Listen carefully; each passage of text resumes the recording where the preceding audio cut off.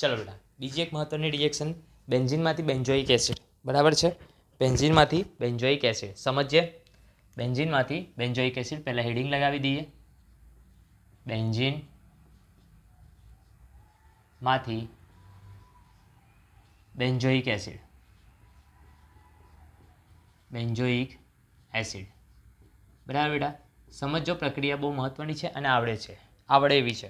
તો સૌથી પહેલાં આપણે બેન્ઝીનથી સ્ટાર્ટ કરીએ, બરાબર. તો બેન્ઝીન આપણે બનાવી દઈએ પહેલાં તો, બરાબર. હવે આપણે રિંગ ફોર્મેશન દર્શાવીએ.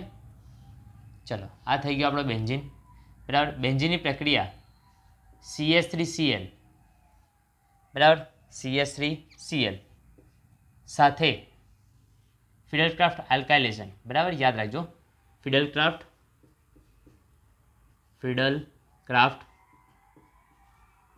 આલ્કાઇલેશન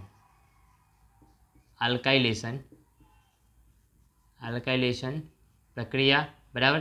નિર્જળ AlCl3 ની હાજરીમાં દીકરા, નિર્જળ AlCl3 ની હાજરીમાં 353 કેલ્વિન તાપમાને જ્યારે પણ પ્રક્રિયા કરીએ દીકરાઓ, એટલે આપણને મળશે ટોલ્યુઇન.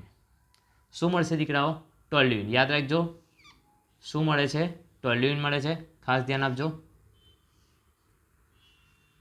બેન્ઝીનની ઉપર અહીંયા આવી જશે CH3, બરાબર. હવે આ જે મળેલ ટોલ્યુઇન છે, અહીંયા બીજું શું છૂટું પડશે? તો કે આપણને ખબર છે સર, શું? HCl, બરાબર. અહીંયાથી Cl, અહીંયાથી એક હાઇડ્રોજન, એટલે HCl દૂર થશે. બીજી વસ્તુ, આ જે મળેલ ટોલ્યુઇન છે એ ટોલ્યુઇનની પ્રક્રિયા ઓક્સિડેશન કરતા, એટલે KMnO4 સાથે KOHની હાજરીમાં જ્યારે પણ પ્રક્રિયા કરવામાં આવે દીકરાઓ, એટલે એ પ્રક્રિયા જે છે આપણે ઓક્સિડેશન કરતા ઉમેરીએ છીએ, બરાબર છે. તો પ્રક્રિયા પણ કઈ થશે? ઓક્સિડેશન પ્રક્રિયા જ થશે. ઓક્સિડેશન પ્રક્રિયા થઈ આપણને અહીંયા બેન્ઝીન રિંગની ઉપર COOH સમૂહ જોડાયેલો જોવા મળે છે, બરાબર. એટલે ઓક્સિડેશન થયું કહેવાય. અને અહીંયા આપણને બીજું પાણી છૂટું પડતું હોય એવું જાણવા મળે છે. પાણી છૂટું પડે છે, બરાબર બેટા. તો આ એક પ્રક્રિયા મહત્વની છે. અહીંયા આપણે લખી દઈએ શરૂઆત શાનાથી કરી હતી? તો કે બેન્ઝીનથી શરૂઆત કરી, એટલે બેન્ઝીનનું નામ લખીએ. આ કોણ છે દીકરાઓ? તો કે મિથાઇલ ક્લોરાઇડ અથવા ક્લોરોમિથેન ક્લોરાઇડ. આ થઈ ગયું ટોલ્યુઇન,